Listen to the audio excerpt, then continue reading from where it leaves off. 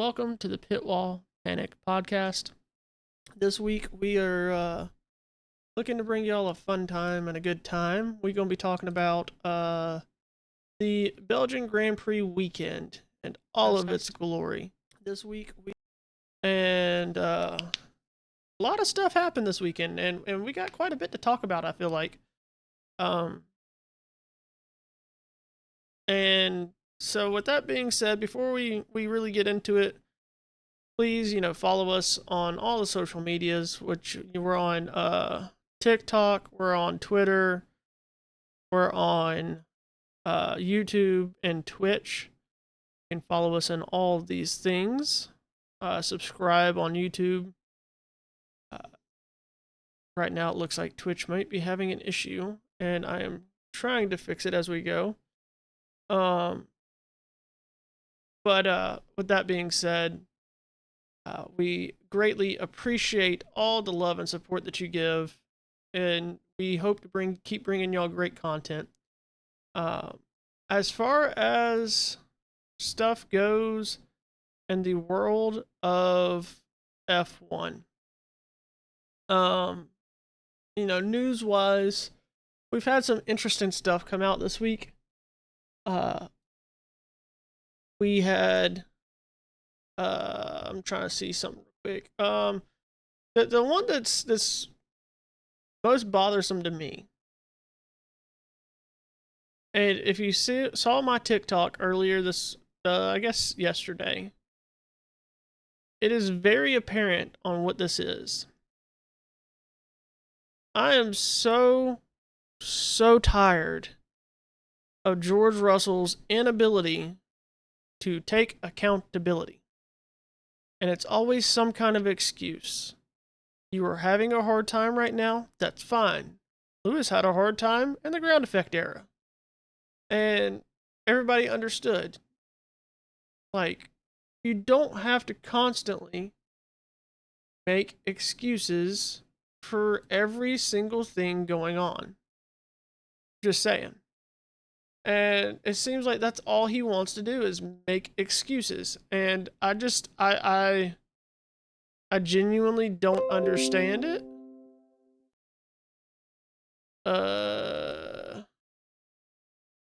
Sorry, OBS is telling me stuff. What is going on?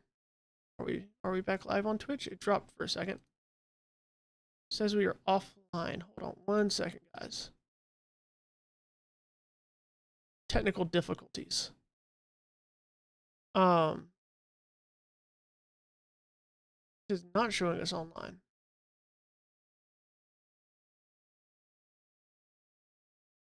2 seconds. No. So I mean, when you're thinking about the issues that George has had, all year he has said, oh, I don't have straight line speed. Oh, I'm not having this. Oh, I'm not having that. In reality, it's just your driving style, George. It's your issue, George. It's you, George. And he can't accept that. And I just don't understand why. Earlier this week, he made the comment. He said that he feels like a golfer changing his swing. It's like painting a What do you say? Painting a Mona Lisa and not having something along those lines. I can't remember that exact quote, but he was talking about it feels like a golfer changing a swing, and trying to figure out how to handle his car. It's everything. He's blaming everything around him every single weekend on everything but him. I think this is the first time he said anything directed towards himself. And I just don't understand, when are people going to finally go, okay, George just isn't as good as Kimmy. What do you think, SJ? Uh, well, it's I'm not a fan of George Russell, but the car wasn't right going into the race anyway. They made that very, very clear, and they didn't know what the problem was. So, and he did say on the team radio, um, if the car was, sustainable, then obviously he wouldn't have had the issue in the first place, which is fair enough, But but it's every I don't know. weekend. Well, it's liability issues, isn't it, on every single car? Well, and We I know get that. that, but my thing is he blames the car every single weekend, and it can't be every single weekend, or Kimmy would be having issues. And we're not seeing those same issues from Kimmy. We see the DNFs. We saw stuff break with Kimmy at Silverstone. So, yes, there are some issues there. But how do you go from the first 2 weekends, it was a 1-2 fight, to now it is. It's every single weekend, George is fighting for 8th place. He's fighting for 5th place. He hasn't been on a. When was the last time he was on a podium outside of Austria? Was he on Yeah, it it's been yeah. at Barcelona? I think he was on it at Barcelona. But if Kimi doesn't DNF, he's not on the podium there. And at what point is it his lack of driving ability on this car? Everybody and their brother wanted to hate on Lewis and said Lewis needed to retire in the ground effect era because he was having issues. But instead, with George, it's oh no, it's not the car, or it's not George, it's the car, it's the car. What's the difference? I You don't know, know. On this one, I don't really know. it's driving me nuts. Like, George had his opportunity to come out and show us something, and he has so far absolutely dropped the ball. And Kimmy has done phenomenal. I'm just so tired of that double standard on when it was Lewis. Oh, he needs to retire. He's washed. He's this. He's that. When it's George, who has never performed at all, might I add. Lewis was a 7-time champion. What has George done? The best he's ever finished is 4th in the driver's constructor, or the driver's standings. Yeah, I get what you're saying. And now it's not George, it's the car. We have no evidence of anything other than that it is George. I'm just so tired of the excuses for George. He's not that great. And this is proving it. He's being beaten by a 19-year-old and beaten like a dog because he cannot keep up with him. Even the races that he has won or was going to win, like Canada, that's very speculative that he would have still stayed ahead of Kimi because Kimi was putting him under so much pressure. And everybody was like, well, if George didn't DNF, he would have won Canada. Honestly, I don't think so. Personally, I don't think he would have. And I could be on this conversation all night. I just can't stand George. I'm tired of his lack of accountability. I'm tired of his fan base being, because it was the same fan base that said, oh, Lewis needs to retire because Lewis is washed. And now we're praising George and saying it's the car's fault every single weekend. It can't be the car's fault every single weekend. I can't deal with them anymore. I don't know if you have the same feelings towards George Russell fans right now. To be honest with you, the one thing that disappoints me is I thought Mercedes are full of shit because, like, when I watched the practice FP1, they were nowhere. They were nowhere. They were fucking 6th and fucking 8th in practice. Yeah. They were miles behind it, and then all of a sudden, fucking put the sandbags on and fucking that's bullshit, man. I don't like that. I don't like that. Practice is to show you true pace, to see what you can do.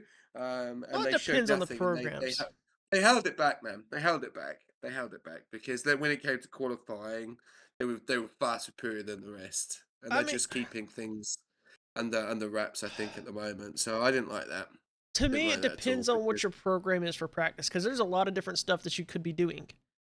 So that, 1.4 seconds. 1.4 yeah, seconds slower than P1. that's fair. Fucking, you must be using a different program. I mean, that's They were fair. nowhere near it. And he was 8 tenths slower than Max in FP1. And George Russell was 1.7 seconds off the lead. Yeah, that's fair. I'm just saying, George finished five. He finished half a second behind Kimmy in qualifying. Keep that Yeah, in I just. mind. They're in the But that car was same broken, though. car. That car was broken. Okay, what about They had Silverstone? problems with that. I'm trying to remember what happened to Silverstone. That's been so bloody long.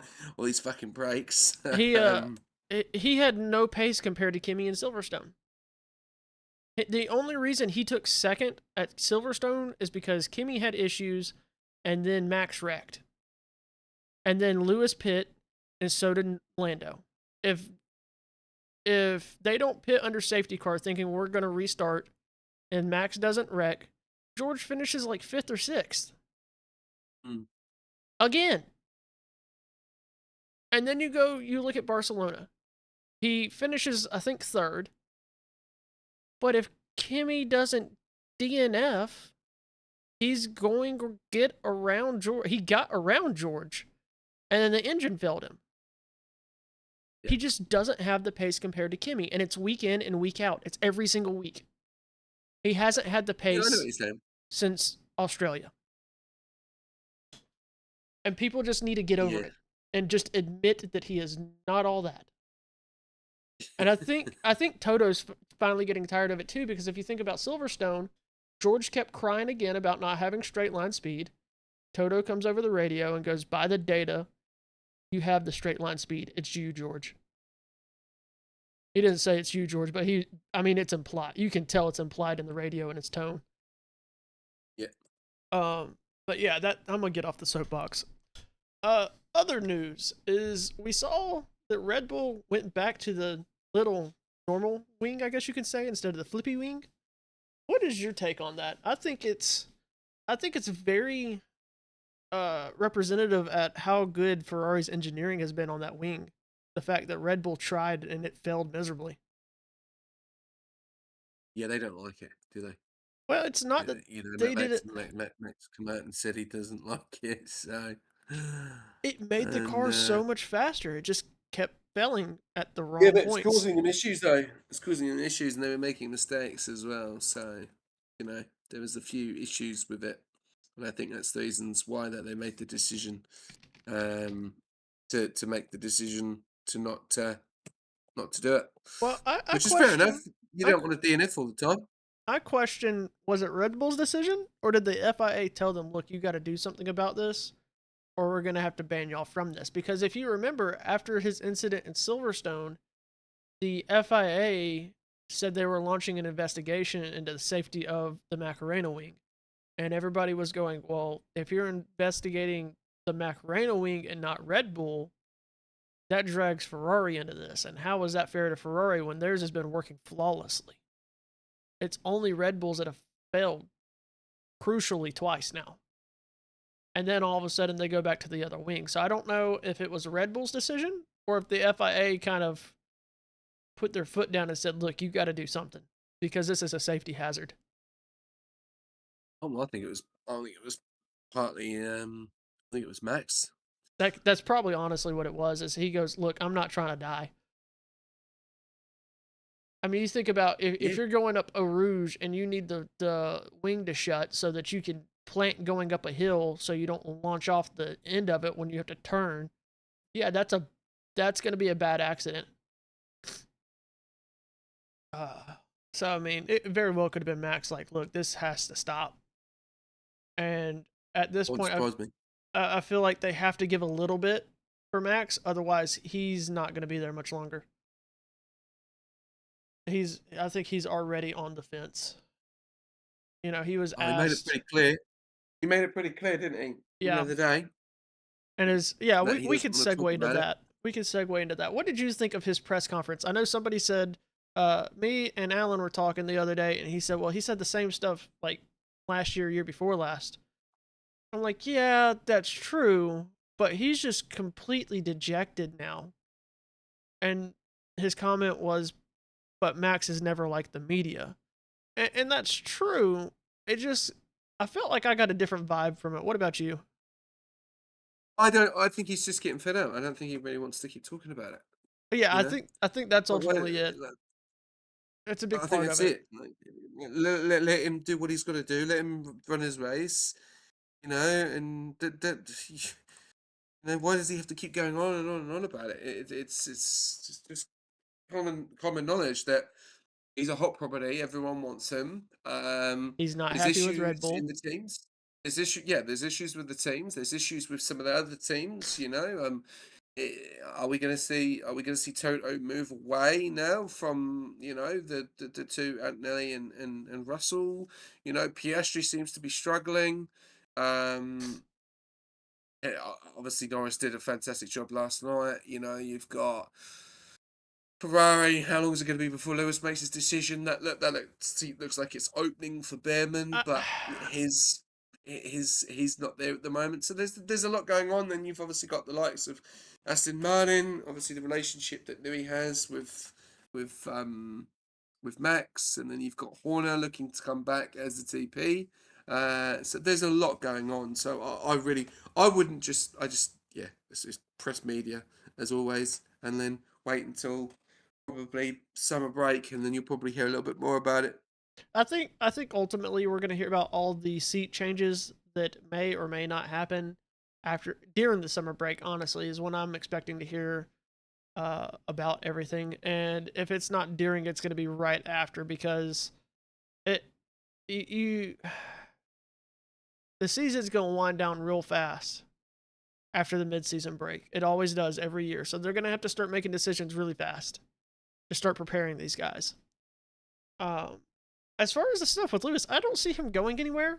I don't think he's that unhappy. I think there's times when he's not happy, but he's in second place in the fighting in the driver's standings right now, and he's won a race.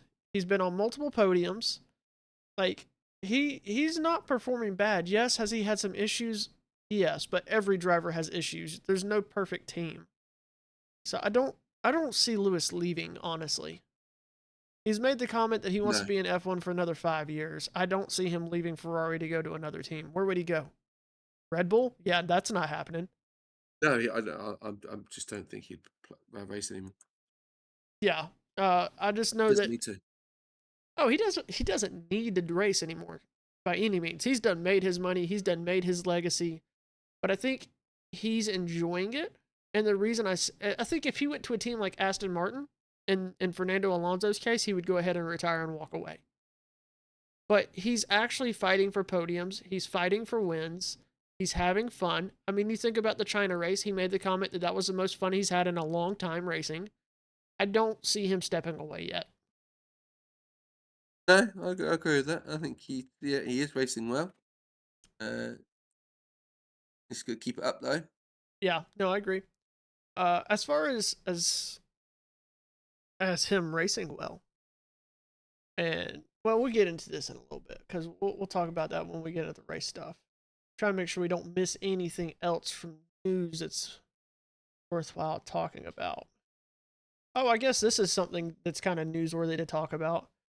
We saw that Alonso, Norris, Hadjar, Stroll, and I feel like somebody else took grid penalties to put in some fourth and some fifth power units. Were you surprised to see that many at Spa? No, Yeah, neither was I. because of the issues. No, the issues with the cars. We've had So so no. much reliability issues this year, and even in the past when you haven't had reliability issues, you've had people take the penalty at Spa because Spa is such a fast track with a lot of places to pass at. It makes it. I mean, you look at Norris today. Lando covered so much ground, Oh yeah, and him and Hedgehog were fantastic. if he caught the VSC at the right time instead of when it went out, we could have seen a different podium mix up. We could have seen Norris, I think, fighting for a podium today. Oh, I think Lando was the quickest car on the whole weekend. Oh well, at least in the race. Well, I guess he took Quality pole. as well. Did he take pole, or did he take third place? He took third place in qualifying, Yeah, but he had and then issues on took his the final run. yeah. Quicker. And It's a at the quicker same car all time, weekend. we can't sit here and go, well, he would have had this because he had issues, because Charles had issues also. He would have taken pole. He would have taken pole. And then he would have finished P2, and Norris would have finished P1. Norris was the quicker car. The only reason, obviously, Anthony got poles because Norris had the penalty. So McLaren are there. McLaren are back there. Well, no, he got pulled straight up. Norris took third in qualifying, and then the grid penalty Yeah. put him at the 13th. No, in Q3, the only reason I he see what you're got saying. third is because his final run, he was quickest. I got you. I see what He you're would he saying. would have he would have got pole. Yeah, He would have got pole. If he would have got his Q3 right, he would have got pole. He yeah, was I see quicker what you're than that, saying. Nelly. And I feel like Charles arguably could have been right there and made Nah, Kimmy sweat because he was 2 green sectors and they dropped it in sector 3, I don't and think so. he was only 2 tenths off of Kimmy in their Charles first was on run of fresher Q3. tyres last night. Charles was on fresher tyres than Antonelli and still couldn't win the fucking race, Okay, mate. the issue with the Ferrari all season so far is the fact that they have had great 1 lap pace. They have not had the race pace that they've needed. So I still think maybe in qualifying, Charles being the qualifying genius that he is, and a car that seems to be better in qualifying right now, he could have made Kimmy sweat some. Charles should have won the race last night. He was 3 seconds in front. I do agree with that. 3 seconds in front. Antonelli had older tyres. Charles pit after Antonelli Keep and him could have won the race. keep in mind, Didn't. older tires was like a 5 lap offset. It wasn't a huge offset for hards. It wasn't like they were on softs and it was a 5 lap offset. No, but he should have won the race. He was in front. And I do agree. he doesn't have the pace. Doesn't I, have the pace. I So think I, I think it shows just how much Ferrari is lacking in straight line speed because even Lewis was struggling. It's not people want to keep hating on Charles and you keep seeing the memes and stuff about Charles can only fight his teammate. Well, that's because they're in equal machinery. They're struggling with straight line speed. They have all season. Of course, you can fight with your teammate. You're in equal machinery. And that goes back to my argument with George just isn't that good. He's in equal machinery. He's in a Mercedes. And has not been able to fight Kimmy majority of the season. Kimmy's won 6 out of 4 races, and where's George been? not far behind. Not far behind. He ain't been on the podium half the time. I think he's got 2 and third, but he's had issues, hasn't he? He had an issue at Canada. He would have won that. Look, me and you gonna fight here on the podcast. You keep on with that the issues bullcrap. I understand there's situations like Canada. I'm sick and tired of Anthony. It's boring. It's boring. I I understand don't that like George has had some I don't issues. like the regulations. I don't like the regulations. I think it's boring. I think it's got so many fucking issues. I think really every time I watch it each week, I just think it's they should have wrapped this and made sure that it wasn't like this. I think they've come into it too soon. I think they should have run the same cars last season and they've done another season because it's not fair. None of the teams are anywhere near it. It's the same people every week. If you look at it, it goes It's Merc, Ferrari or Ferrari, Red Mercedes. Bull, and then it's either a switch around, and then it's VCAB, Alpine, Audi every week, and then the back at the bottom is Haas, Cadillac, and Aston every week. It's the same. It's not going to change. I question if it would have changed anyways, because you look at Haas. If it rains, Haas, Gene Haas is a cheapskate that will not put money into his team. And me and my dad were talking about this earlier tonight. And my dad's like, no, because he's putting too much money in his defense lawyers. If you know, you know. Gene Haas just does not put the money into the team, so Haas cannot advance. Cadillac is brand new to the sport, so they're going to have their issues. Granted, so is Audi, and Audi is looking a lot better than Cadillac. And then Aston Martin is, I don't know what excuse they have. They're just a nightmare. But at least with Haas as the F1 team, I feel so bad for I can't remember how to pronounce the team principal's name. I'm terrible at pronouncing names, and I don't want to butcher it. But I feel bad for him because he's expected to give a team that can fight for points on a daily basis, not daily, but on a weekly basis. But then the owner won't put money into the team. Like, how are you supposed to fight when everybody else is developing and improving and you're just kind of stuck there with the scraps? Yeah, but James Vowles came up in an interview and said, "Oh yeah, we're gonna have a really good car. Right. Win, mate. Yeah. The car's fucked. Your car's shit. Science is leaving you at the end of the season, mate, because you promised him fuck all. It's just smoke and mirrors, man. Oh, we're working in the factory. I'm working in the factory. The cars are shit. It's just about who's got quicker battery and who's developed their car quicker. And Mercedes and Ferrari have, and it's going to be a Mercedes constructors title. We probably haven't any I winning don't know about probably that. most of the races. I don't know about Yeah, that. We can bro. let's talk numbers, shall we? Last 3 out of 4, the last 4 races, how many Mercedes have finished the race? Each race. Well, it's Ferrari One. are on them. Yeah. One has finished each race. Silverstone. Kimi falls out of points due to damage. What was before Silverstone? Oh gosh. Austria. I think they both finished in the points there. Okay, so that's one race with 2 drivers. And then you had I'm drawing a blank on track names, and I looked at all this stuff beforehand. You had Catalunya before that, and you had a DNF by Kimi, and then you had a DNF by George today. So out of the last 4 races, there's only been one where both Mercedes drivers have finished the race. And all 4 of those races, guess what? Ferrari was in big points. 2 of those 4 races, Ferrari won. So you can't count them out yet. No, I'm just saying that I think that's the only decent thing about it is you don't know who the fuck is going to win each week Yeah, that's fair. because the reliability issues is just it's crap. That's You fair. know, it's like Cadillac. Oh, I've got a gearbox problem. Oh, deja vu. Well, It's like if I can't see even fucking another turn race where up. Cadillac's brakes catch on fire, I'm gonna lose my crap. Like, you should figure out how to cool your brakes down at some point. I'm Yeah. just saying. That's been Yeah, I was disappointed. I was disappointed that Charles couldn't hold on to win that race. I no, think I he agree. fucked up. As a Ferrari fan, it's upsetting. But at the same time, it's not. I don't blame Charles. Charles did everything he could. I think it's the car because Lewis is Yeah, struggling also. When the car is working, the car is great. When it's not working, they're fighting for their lives. I I think don't know they if were you've very, very noticed that. lucky though. Do I I? think they were very, very lucky. I agree. I agree. I think if Charles does not have the start that he has no hope at finishing on the podium. No, I think they were Because very, the very reason lucky I that he say didn't that, get a penalty for Piastri. oh, that's a whole other. Let's go down that rabbit hole. So let's look at Lewis and let's look at Charles, right? I And thought it's basically the same thing.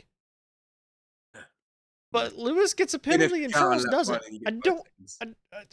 The only difference is George DNF'd because of it. Yeah. And they give him a 5-second penalty. What the fuck's that gonna do? I honestly don't think he should have got the Lap 5-second one. penalty.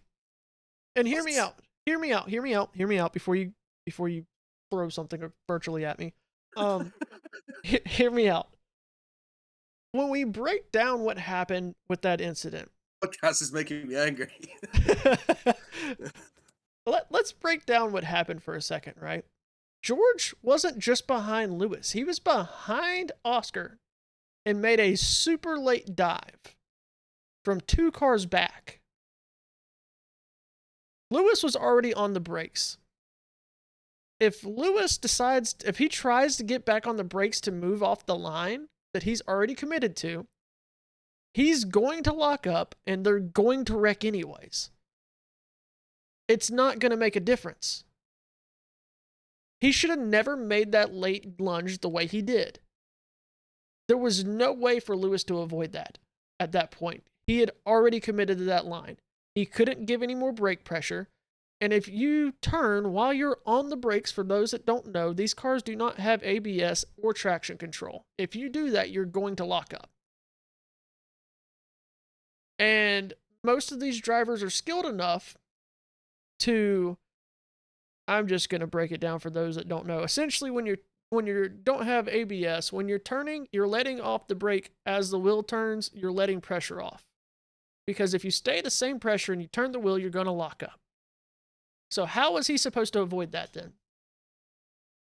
Can't hit the brakes anymore. What was he gonna do? Where was he gonna go? Should be happening. Should be happening. Exactly. It Should be should have happening never on that happened in the bottom. first place. George should have never been there. George should have never made Yeah, that move. precisely. George should have never been in the first place because his car was broken. So he would have had the speed. He would have had the speed, and he wouldn't have been in that issue. So that's why I don't see why Lewis got a 5-second penalty. What was he He spun supposed him to and do? DNF'd him. Yeah, He but spun what him and was he DNF'd him. supposed to do? Not move He over to the couldn't left. avoid it. How? He was already braking. If he puts down any more pressure on the brake to make the corner any sharper, he's gonna lock up, and then he's gonna turn into I don't George know. anyways. He's gonna slide I into don't know. George. There's no way to avoid that at that point. George should have never done that. That's all on George. I think the penalty was a bit. Yeah. I don't think if anybody should have got the penalty, and this is coming from a Charles fan, Charles should have got his penalty. Lewis should have not. If anybody was going to get a penalty, They should have both got a penalty. I don't think Lewis should have. Both of them. I I think think Lewis Lewis's was should. And racing I think incident. Charles was very, very lucky. Yeah, now that I agree with. Charles got very, very lucky, and he's lucky that didn't take both of them out. Yeah. I think he should have. Yeah. He should have let Piastri go past him because he was making the move. You could see it. Charles's From Charles's reaction to that in the cool down room said it all. He did not yeah, it did, realize. He yeah, did not realize how yeah, hard he squeezed Piastri. yeah. And that is telling in itself. Not saying George. I'm not saying that Charles is a bad driver. Charles is one of the best wheel-to-wheel drivers on the grid, and anybody with a brain will agree to that. And that is not me being a Charles Leclerc fan saying that. I can't tell you how many analysis I've heard analysts say that. So many people that watch the sport will agree with me on that. The only ones that'll disagree are Oscar Piastri fans mad about today. But typically, Charles doesn't make the mistakes like that. And also in his defense, he raced everybody that way. He squeezed Lewis too. Just saying. It wasn't like he was just being dirty because it was Oscar coming up beside him or something like that. He about squeezed Lewis off the track as well. They have to be careful though, don't they? Because like every time I see the Ferraris going at it, right, and they get close, I get worried, man. I get worried that they're gonna take each other out because they get so close together. The saving And grace. Lewis turns around onto the radio and goes, "I'm quicker than Charles," and then you don't see him for like 10 laps. Right. We need to swap out. I have more pace than What? Charles. Where did you go, Lewis? Where'd that pace go? You're 7 seconds back now. What happened? I found that quite funny because he's like, "Yeah, I'm quicker," and then I was like, "But no one let him make the move. No one allowed it. They just was like, okay, Well, cool." I think the reason they went, okay, yeah, you might have some more pace right now. It doesn't make sense for us to make that swap because you have a 5-second penalty. He didn't know he had the 5-second penalty. They kept that basically secret because if you paid attention to the race and the radios and stuff, I'm not saying you didn't, but for those out there, if you saw this, Lewis goes, "What lap are we on?" They say lap 18. He says, "Why am I still out here? I told you I didn't want to be out here this long in this tires. This wasn't the plan I wanted to be on. We're on plan B." And they left it at that. And then later they come back over the radio and go, "You have a 5-second penalty we have to serve. So Another one. we need you to stay out longer." And he goes, "Another one?" Yeah. So they just didn't communicate to him. If they communicate to Lewis, "Hey, you have a 5-second penalty," I don't think he has that issue. Instead of trying to fight Charles, he's going to try to help Charles because that's the kind of driver Lewis is. And Oh yeah, without a doubt. and he's not going to be mad that he's still out there because he's going to understand, hey, I got to stay out here and make up for this 5-second penalty. I just don't understand why they didn't communicate that. It's Ferrari, isn't it? It's been the issue with them for Yeah. for a long time. And while we're talking about Lewis and his tragic day, another 5-second penalty, which again I don't think he should have had. Then he gets the unsafe pit release. And I just don't understand. Somebody dropped the ball. I know you typically have like a head mechanic that's the one that hits the green light for the driver. Uh, I hate to be him because he's going to be getting chewed out back in Maranello. Um, you green light while there's still a dude working on your driver's front wing, and then he gets run over basically. Like, come on. Like, I know crap happens, but when there's a car stationary, nobody should be getting ran over. Yeah. It's one thing if a driver comes in the pits too hot, say the brakes fail, and you run somebody over. We've seen that happen. And it was a Ferrari that did it, the one that I'm thinking of. I can't remember who was driving. Who was driving? I can't remember. They went in the pits too hot. They hit the front jack man and broke his leg. Um, was it Vettel? I feel, I'm not sure. I feel like it was Vettel. Yeah, but I mean, like that's more understandable because stuff happens. Shouldn't happen, but it happens. This just didn't make sense to me. You know what I'm saying? Uh, I don't know. I don't know. They obviously just got to switch on. I think, and that's the biggest, that's the biggest thing about it. And that's why they're getting themselves in, and that's why he's obviously getting a penalty every week because he's making this mistake, and he doesn't make mistakes like that often, to be honest with you. They're in good form. They are in good form. It'll be interesting to see what they can do. After the break. I think what is that? Well, yeah, no, is there another break? Is there? Oh no! I'm talking about after the midseason break. Or you talking about it Hungary? I think it's Hungary next, isn't it? Hungary is next weekend, this upcoming weekend, Yeah. and then we Oh, have so the we've month got. off for the midseason break. I don't even fucking see the point of month off. They've had 6 weeks off anyway. Just keep going. Yeah, Waste of time. I agree. I mean, I understand why we still have a midseason break, but it's kind of Season break. They fucking yeah. had 6 weeks off already. It's at this point, it's break 3 of the season. The guys can't get any momentum going now. So I don't know.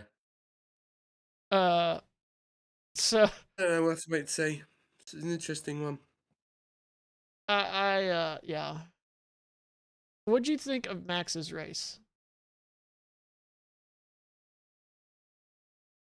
I felt a little let down. You feel a little bit let down. Yeah, I felt a little let down. And the reason I felt a little let down is he looked so strong the first stint. The second stint, he disappeared. Like, he was nowhere to be seen. He's just off in his own little world. And I know it's not necessarily Max's fault, but you go from the first lap, you take first place, Kimmy comes back, Charles goes around you, you get back around Charles, and everybody's talking about you're probably the best one to take the fight to Kimmy. To the second stint, you disappeared. Mm. Yeah, he finished on the podium, but he was 7 seconds back.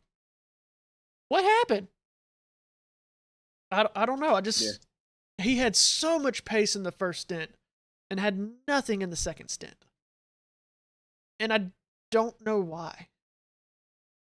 It didn't make sense. Nothing came over the radio talking about damage.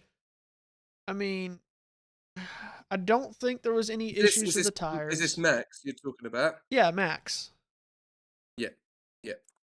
It Yeah, just was I weird. was confused on that. Yeah, I'm the same actually. I was really confused on that. I didn't understand because he got to a situation where he well, to be honest with you, from practice from FP1, he looked like he was going to be the quickest driver all weekend. It Yeah, looked like I honestly thought this was going to be a Red Bull and Ferrari weekend, and Merc were going to be, I don't know, third or fourth. You know, but then things changed. In he looked FP2, I strong in didn't see qualifying. FP3. Yeah, and he looked really strong. But then when you then found out that he did the toe with Hadjar, got that 33.5, and he did it with no toe, beat him. But then That was then I was like, my thing with that is, yeah, he used a toe, but if you're in second place, guess what you're gonna have the whole race? A toe. mm, And so, yeah, like, no, he didn't have the speed to just take off and run away. He may have needed a little bit of help, but you're not out there on your own in the race like you are in qualifying. So how did he go Yeah. from sticking with Kimmy? Charles couldn't touch him. He kept pulling away. To all of a sudden in the second stint, he was nowhere to be found. What happened? What Yeah, changed? those hards didn't work, did they? They just did not work for him Yeah, because but he just kept to a 1.9. It was like literally a 1.8 to a 2 second gap between him and Antonelli for the whole first stint, which yeah, was and incredible. then he completely fell off in the second stint. I think he's finished 7 seconds behind Charles. Yeah, And like I know it's like okay, well the hards didn't work for him necessarily, but didn't seem like Hadjar was having issues. I he mean, was really good, Hadjar. Hadjar had an amazing race today, an absolutely phenomenal race, and so I that's why thought he was quicker. I kind of feel I the same honestly way. thought he was quicker. I, Yeah, I thought Hadjar was quicker than I Max think it would have because been interesting to uh, see if he had started this race, like if he could have actually qualified and not taken the penalty and shown his true pace. Where would he have finished at? I wonder if I it think would he'd have been in the been. top five. Well, I question would he have been on the podium instead of Max? Well, like when you go and practice again and looking at that, you would have then said no because Max was quicker than Hedger on the mediums when he got into the softs, which Yeah, was incredible. but But when it yeah, comes to the hards, it seemed like Hadjar was hooking up better on the hards. I So, just felt that the whole fucking weekend was an unknown. I thought it was a lot of hidden secrecies because the way things were going, and then we saw the race, and then we saw this, and then the VSC, and then yeah, I just I don't know. I thought there was a lot of unknowns, which was a bit frustrating. But well done, Bortolato, eighth. I thought that was a great result. oh yeah. I'm gonna pull up the results real quick, and we can look at who finished where real quick. Oh, Belgium. Yeah, I don't know. I'm looking at the hard stint that Hadjar had, and it was so much better than Max's. That's why I go, would he have been on the podium instead of Max? Um, Not sure. so when we look at the time differential, Kimmy finished the race. Charles was basically 2 seconds off. Max was 11 seconds back from Kimmy. Where did he fall? Like so far off. Lewis finished, I think, 4 seconds behind Max. And they were saying, Lewis, you got to push. You can push. You can still make it. And he goes, well, I don't have the front wing that I wanted. Well, that's because you kind of ran over your mechanic, who was working on that. Just saying. That's not his fault. He got the green light. Green light means go, so he went. But Yeah, yeah, it didn't get done because the guy that was supposed to be doing it got run over. Uh, and then Oscar finished. I'm honestly surprised that Oscar finished ahead of Lando. I thought Lando would have him, especially after the damage that he took from Charles. And he finished only basically, I think, a second, some change behind Lewis. So a mm. phenomenal drive by Oscar to overcome that damage. Yeah, And, definitely.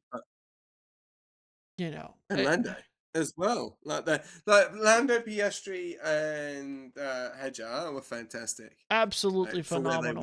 were, where obviously with the penalty and and I thought they did. I thought they did a great result. Thought Lando could have held up Bentley a little bit more. Yeah, a little bit more Because just letting him pass, Hadjar, but oh well. Hadjar started from the pit lane because he had a Yeah, I 30, know. 30 place grid penalty for those that did not know. He started from the pit lane and finished sixth. I genuinely, like, that fact alone makes me think he would have been on the podium. He had that much pace to pull that off. We talk about how fast Lando looked. Hadjar started from pit lane and still finished ahead of Lando, who started 13th. That says a lot about Isaac Hadjar.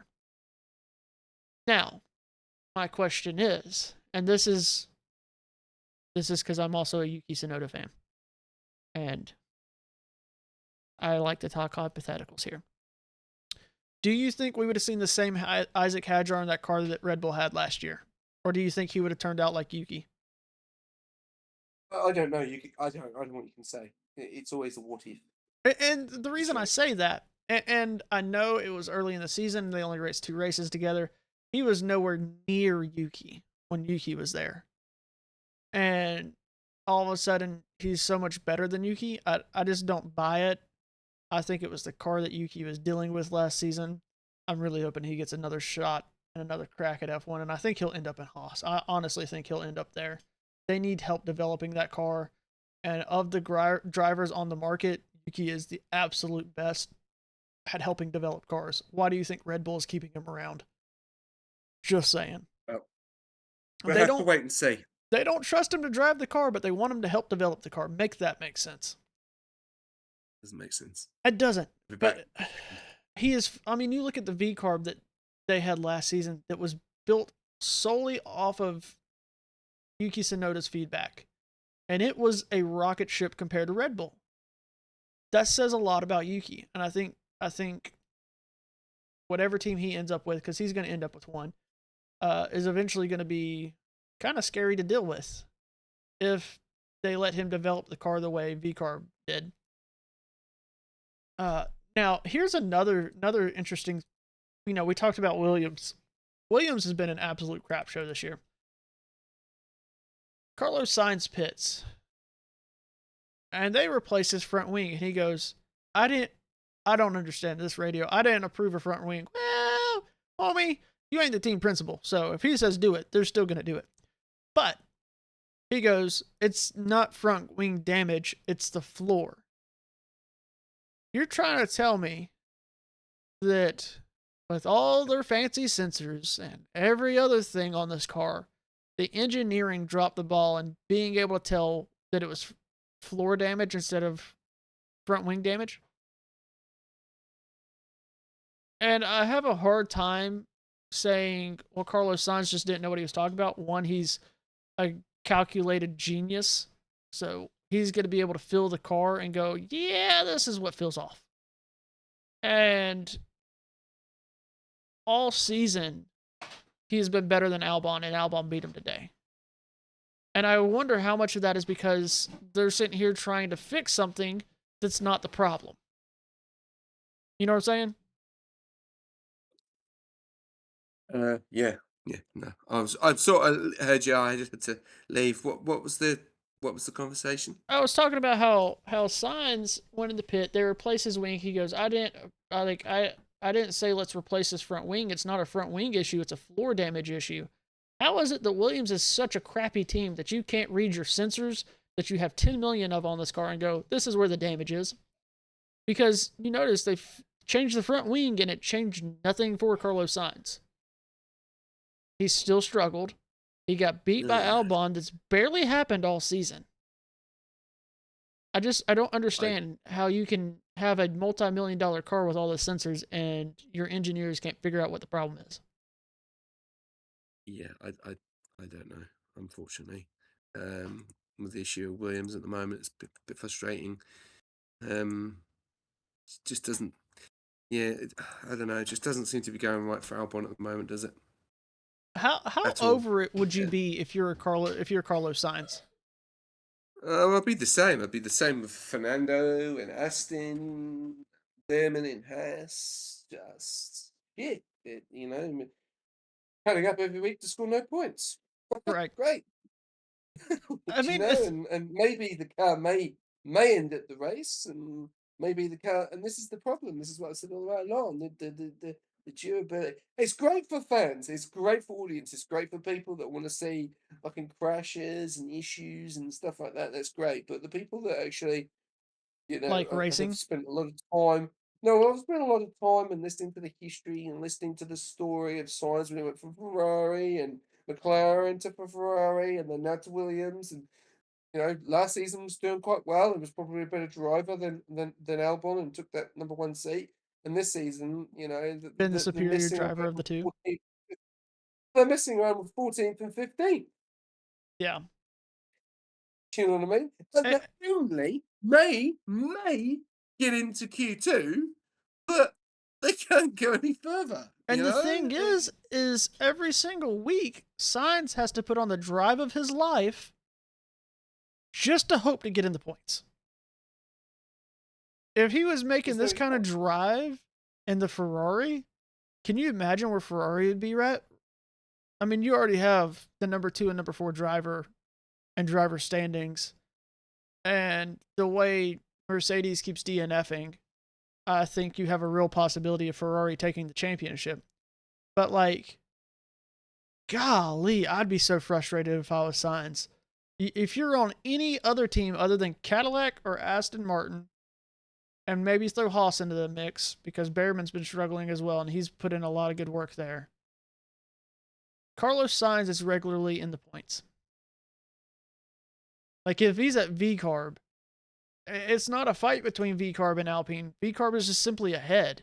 If he's at Alpine, it's the same thing. Like, if you don't have Colapinto and you have Gasly and you have Sainz, Alpine is ahead of VCarb easily. Like, I feel like if he's literally anywhere other than Williams, he is in the points almost every single weekend. And that's got to be frustrating. He's probably got podiums with some of these cars, even if he's not the top 4 teams. 100%. Yeah. I'd be getting paid off. I'd be so mad. Really paid off every week. But I don't know. There's just nothing you can do, is there, at the moment about it? Yeah. And like, one other thing, like, looking at Franco Colapinto, he finished ahead of Gasly. And I know you weren't on the podcast last week because you were not feeling well. Last week, I talked about the head at Alpine, not Briatore. I can't remember the guy's name off the top of my head. I think he's a CEO. Made the comment that they don't know yet if they're going to stick with Colapinto or not. Because, this, that, or the other. They're still deciding. And it's like, what more does he have to do? It's not like last year where he couldn't score points. This year, he is taking the fight to Gasly. He has outqualified him multiple times. He has beat him in multiple races. He beat him today. You just signed Gasly last year to this extravagant contract that's basically going to keep him there for the rest of his career. So you think that highly of him. Here he is winning, and you're like, we don't know if we're going to keep this guy. He wins again today over his teammate. We don't know if we're going to keep this guy. I would be absolutely frustrated. Like, I know if you look at the points, Pierre Gasly has 42, Colapinto has 19. The first couple races of the season, Colapinto struggled. We know that. Everybody agrees with that. The last handful after they came back from the long mid-season break, the beginning of the year, Franco Colapinto has looked like a different driver and has looked so strong. I don't know what Alpine is expecting out of him. What do you think? Well, I think they just need to let them do what they're doing. I'm quite surprised that Gasly actually managed to race after the incident that he had. I think they're doing a great job. I think they're consistently finishing close together. And it's either them 1 week or V Cup. Exactly. Then that's my thing, is I just don't understand why you need to not sit here and back your driver who's doing far better than he did last year, and he's keeping up with your golden boy, because that's what Pierre Gasly is to Alpine. And you're going to sit here and go, I don't know. Just say you're going to keep the man. Or, if you want to be real transparent, since everybody already knows it, we're going to keep him unless Fernando Alonso decides he wants to come over here. Because that's essentially probably what it is. I mean, yeah. It's not exactly a secret that they're wanting Fernando Alonso. And Briatore and Alonso aren't exactly new to each other. That's probably why. And of the drivers outside of, I'm going to say Ollie Behrman, who would possibly leave their team and maybe Sainz, Fernando Alonso is your best option. You're not going to take Bottas. You're not going to take Perez. You're not going to take Stroll. You're not going to take Ocon. You're not taking Alexander Albon. You're not taking. I don't think you're taking Bortoletto. He's kind of cemented in there at Audi. You're not taking Hulkenberg. He's getting up there in age and hasn't really had the hardware to back him up like Alonso has, as far as like wins and stuff. Behrman's not going to leave Haas to go to Alpine when he's hoping to go to Ferrari. You're not going to get Lindblad. You're not going to get Lawson. So, I mean, it makes sense that you would go for Alonso. It's just, you're really leaving Colapinto in this place on, well, what do I do? If somebody gives him a seat or gives him an option to leave and have a firm contract, he's going to leave. And then what do you do for a second seat? You know what I'm saying? We have to make a decision, aren't they, on that? I don't know. And I It's not think, a bright future. I think he's really done really well this season. Last season, I think he was out the door. I think a lot of people were like, yeah, not a fan. But this season, I think he's done really well. I think if Alonso ends up going to Alpine, Aston Martin picks up Colapinto because they're not picking up anybody else unless it's a young rookie driver. Colapinto has done well. He's going to be looking for a seat. The only other place that I could see him going is probably Williams, because I think Sainz is going to end up going to Audi. But if you're him, Yeah. you need to hold on to Alpine because nobody wants to go to Williams right now. Nobody wants to go to Aston Martin. I think you're right. I think yeah. I'd say that's where it's looking at the moment. I don't know. Now, we got Hungary, and supposedly there's these major upgrades coming to Aston Martin. Do you believe it? Nope. Or do you still think it's going to be a toaster on wheels? They're too far back. They're too far back. Cadillac have improved. Cadillac have improved. They were 3.5 seconds back in the last race. They were 2.5 seconds this weekend. Supposedly, this Aston Martin is miraculously supposed to be able to start fighting for points on a regular basis. No, they're too far back. They're 3.5 seconds back. Unless you've got rocket shit, right? And steering ability, which is out of this world, then yeah. But no. The 3 point, what is it? I watched, what was the thing? It was FP1? I think it was 7 seconds behind the leader. Yep. Leader's time. And just, yeah. this weekend, there was only 2 cars to get lapped. There was only 1 car to get lapped twice. You want to take a guess at which car it was? Aston Martin. Well, Lance Stroll DNF'd. I don't even know why he DNF'd. There's a guy on YouTube, right? You got to follow him. He's hilarious. Rocket Power Mohawk, whatever his name is, and he says, "In last place, Lance Stroll." And every time we say it, we have a giggle because it's spot on. Every time, I don't see the point. They were saying that there was an interview that I was hearing with my wife, and we were interviewing Lance Stroll. They said he's changed because he was an extrovert, now he's an introvert, or something like that. It was the other way around. And they were saying that he didn't like Formula One and he didn't like it. And I was like, that's got to be the biggest bollocks I've ever heard, right? Well, The let's be guy honest. tried to Nobody take out would his like driving teammate. that car. The guy, literally tried to take out his teammate in F2 to win the championship. And that was bought by Lance, and that was bought by his father. I think at this point, it's just crap. It wouldn't surprise me if you didn't like F1 anymore. Would you want to drive that car? Would you want to race with him? With Lance Stroll? Yeah. I feel like if I had any ability, I would be faster than Lance Stroll, so it wouldn't be an issue. I'm not going to say I'm good enough to hop in an F1 car by any means, but let's say in a hypothetical world I had the talent and the ability to do it, I feel like I'd be faster than Lance Stroll. To be honest with you, I think it's so disappointing to see how Aston Martin have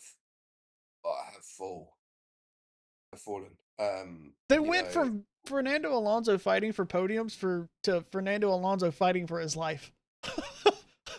it's quite sad because when you listen to it and you hear it and you watch and you're watching, and the commentators are making jokes. They made jokes in Silverstone about it when Fernando Alonso was still going around the track on a formation lap, and Because they the were like, car "Well, at least his stalled tires out are going to be." almost. Yeah, then Crofty goes, "Well, at least his tires are going to be hot." You know what I mean? It's Well, like it goes even. You look at this weekend, and they go, "What are you looking forward to on Sunday?" He goes, "Going home and watching the World Cup." This is Fernando Alonso, a two-time champion, countless winner, countless podiums. Because I don't know well, the it's numbers just off the top of my head. he's just upping his pension scheme. But no, what I'm saying is it's really, really hard to see it because, Adrian Newey leaving Red Bull, going to Aston Martin, becoming the TP, then becoming then leaving and resigning from TP and just becoming, the chief tech, Who whatever, is the building team principal whatever, right now of Aston Martin? whatever. Yeah, whatever. And it's just not worked. It's just not worked. That they've got a Honda unit that Red Bull pulled away from, went to Ford.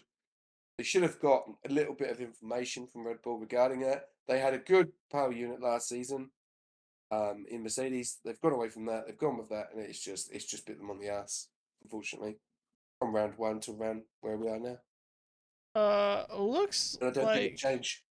I think they might make a second, might be 2 seconds behind everyone, but yeah, so. not looking So good. to correct you, and now this is based off of Google because I heard that they were trying to get Jonathan Wheatley, and then that never really happened.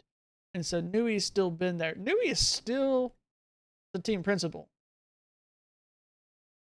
They never got anybody else to do it. He doesn't want it, I don't think, but he doesn't want Christian Horner to have it. So he's like, I'd rather do it than give it to him. Mm. I think that, and this goes back to, you know, months ago, they talked about how few races he was going to. He was splitting the time between being at the factory and being at the track. And so he was only, he was going to miss like 5 or 6, 7 races. How do you expect your team to perform when your team principal's not even there? Like, I get that right now the bigger issue is fix the car because the car is absolute trash. But also, how do you expect it to make any difference if your team principal's not there? They need to figure out a team principal. And I'm trying to see if this is when this got posted. Yeah, that's 2025, so that's not him. Um, so right now it's still looking like Newey's the team principal. I mean, Aston Martin's in such a bad shape. It's unreal. Um, what do you think they need to bring in this upgrade package though to even have a hope at scoring points since they're claiming that that's what they're going to be doing on a weekly basis after this upgrade package? New engine supply. You think a new engine supplier? Yeah, give it a Honda. I don't think it's Honda. I honestly think it's the design of the car. Then you'd buy a newie. And the reason I Is say he still that got the design yet? is they talk about how the engine runs fine outside of the car, and then they had all the vibration issues only once you put it in the car. So why is it that it's only when it's in the car? Well, then it has to be car design. Yeah, but they had that button, didn't they? That they were having issues with that was causing problems, and Honda they had to get in touch with Honda and get that fixed. And I just think it's a load of issues. It just has no pace. I have a It's new battling with solution. it. It's battling with Cadillac every week. I don't Do know. do y'all have bonfires where you are? Sorry, have what? Bonfires? Yeah, yeah. On I in I November. I think we take the car out back and we set it on fire and have a nice big bonfire out of it and roast some marshmallows and build a whole new thing. It's 18 million pounds, by the way. It's gone up in No, smoke. it's at this point it's an 18 million pound brick of a lawn ornament that kind of That's how much they rolls cost. and might or might That's, not finish a race. that's how much they cost. Yeah, I know. Each one of those cars. 18 million. And I still think it'd be better off being burnt to the ground than running on a track at this point. I don't know. Bring It's back the so car. bad. Ask if they can use the 2025 car. Yeah, I'd be like, can I Yes. take the car from last year and just put the new engine in this one? Would that count? No, just let them run it. Just let them run it. Just give them the bloody, I don't know, give them a new FIA rule that let Aston Martin the only team that can run the 2025 car against the battery cars because they're so shit that they need something to. Oh, I don't know. It's just, yeah. The car No is so comparison, bad. is It, uh, there? uh, There's no comparison at there's all. really Like, not. it's a shame. It's a shame. And if Fernando Alonso does retire at the end of the season because of this, that is not the way you'd want your legacy to go. I don't think he retires at the end of the season. I think if anything, he leaves and goes to Alpine. I think that come Hungary, if this car comes out and they've made all these big grand promises and it absolutely does not do any, like, I'm not saying they're going to score points with this car, but if you can at least be 14th, 13th, and it not be because of DNFs, it be because you're actually running faster than people, I think Fernando Alonso leaves and goes to Alpine. He's made it very clear he doesn't want to leave yet. Well, then, if you don't want to leave F1 yet, what's the other option? There's another team that wants you. They have not denied those rumors that they want Fernando Alonso. So, if this car falls flat, I think there's a possibility that over midseason break, we see that Fernando Alonso leaves and goes to Alpine. Now, if we come back and he runs Hungary, and you see Fernando Alonso P12, P13, P14, and it not be because half the field DNF for some odd reason, I think Fernando Alonso stays at Aston Martin and sees what Adrian Newey can whip up. Because if you take that car from finishing last place basically every weekend, except for DNFs, to fighting for P12, P13, P14, that's a huge improvement. And if he ends up in the points, he's definitely staying. There's a big question there. If. Yeah. No, I know. That's what I'm saying. Those are the two options that I see for Alonso. This car has to absolutely be a rocket ship compared to what it is now for him to stay. Otherwise, he's going to Alpine. And then I feel really bad for Franco Colapinto. But at the same time, if he goes to Alpine and they drop Franco Colapinto, he kind of can't be mad. It's kind of like the Ferrari situation with Lewis.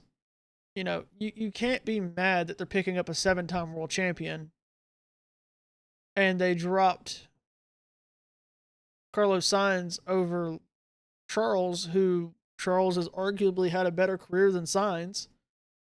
And even at Ferrari was arguably better than Sainz because he always finished ahead of Sainz and Sainz was too inconsistent. So it was a no-brainer that who are they going to drop for a 7-time world champion? And if I'm Sainz and I'm getting dropped, that doesn't make me feel bad. Because even I can go, okay, that makes sense. You're picking up a 7-time world champion. Yeah. And in Colapinto's shoes, no, he's not a 7-time, but he is a 2-time world champion. And how many people never win a single race, much less a world championship in F1? So I wouldn't feel too bad if you bring in Alonso and I got to find another team. I would just really hate the fact that I'd probably end up at Aston Martin. You know what I'm saying? Yeah. Yeah, I get what you're saying. Yeah. I don't know. I think it's still it's a big decision that they've got to make. It'll be very interesting to see what happens with it all, I guess.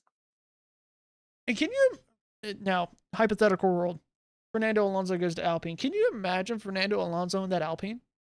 As good as that Alpine looks, especially compared to the Aston Martin? Do we see him fight for a podium? We saw Gasly fight for one. We saw Gasly get one. It took a little finessing. But he got Well, it. Gasly's done well. I think Colapinto would do well, but I don't know what Fernando would be like in that car. Would they want him back?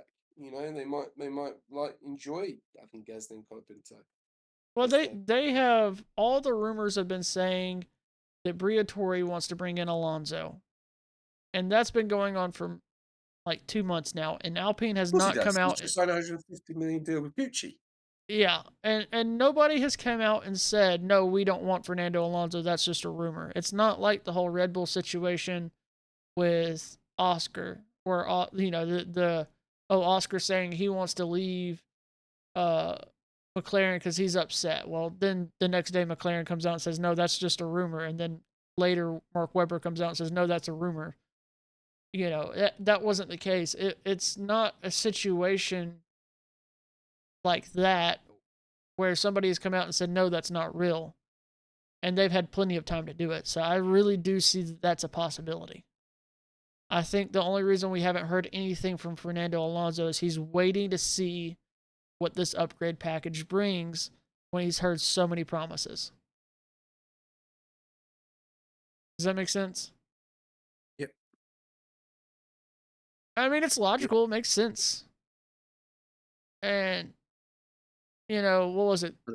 4 weeks ago, 5 weeks ago, he said, no, I plan on still being in F1 for at least another year or two.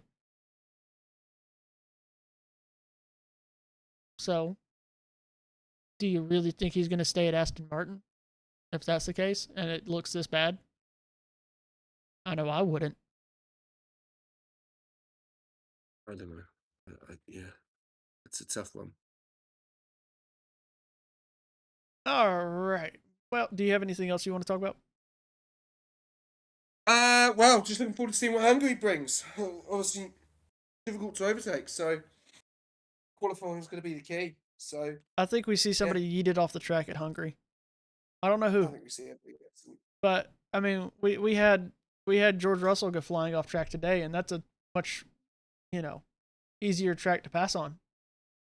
And we saw it almost happen again with Piastri, and almost saw it again happen with Lewis. Granted, all these happened because of Charles.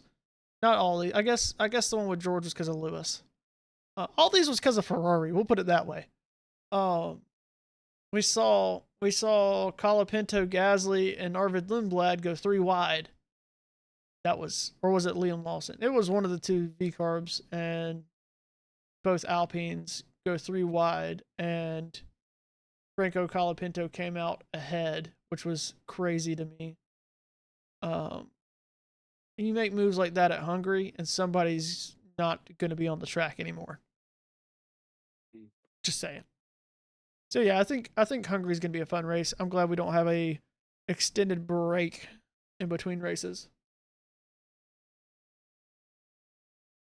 Yeah, it's going to be very interesting. I think obviously qualifying is going to be the key, isn't it? It usually And is, it's going yeah. to be interesting who's going to be bringing any upgrades to that, if anyone else brings any upgrades to it, because I know there was a few teams that didn't.